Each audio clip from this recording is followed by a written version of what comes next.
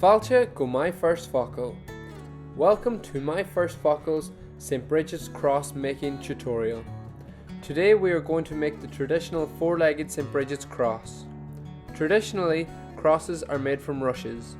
If you don't have access to any rushes, this can also be done using straw, plastic straws, or wire pipe cleaners. Let's begin. We begin by taking two rushes and bending one over another, making them perpendicular to each other. You then turn the rushes clockwise, pick up a third rush and bend it in half from left to right. You then turn it clockwise once again. It is important that you hold the middle of the cross firmly with your thumb before, during and after each turn. We then add a fourth leg by bending a rush over the side of the cross you have not yet added to. Once we have the four legs, we begin to create a rhythm. In this case, we are going from left to right and turning the cross clockwise. It does not make a difference which side you add rushes from or which way you turn the cross. This is totally self-preference.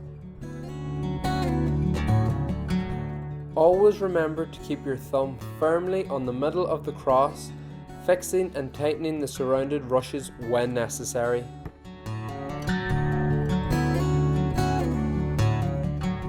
Keep on repeating this process as your cross begins to get wider.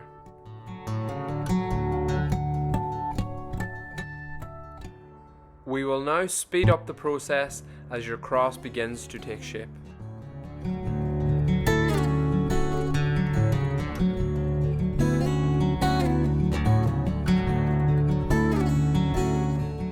Notice how important it is to keep the middle of the cross firm as you add more rushes and turn each time.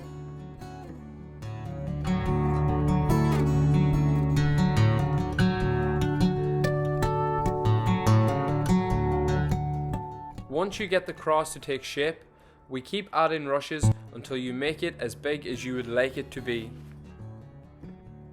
Notice how the inside square of the cross gets wider and wider with each added rush. Finally, when you are happy with the size of your cross, you must hold the leg with the newest added rush.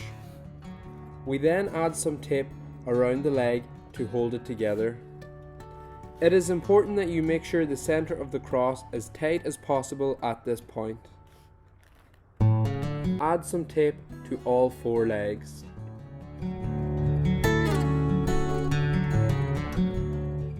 Add the tape near the end of the leg of the cross, depending on how long you would like it to be.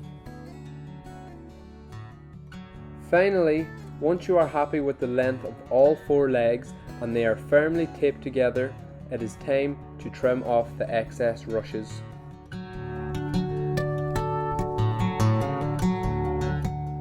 I like to do this around 1 inch past the edge of the tape.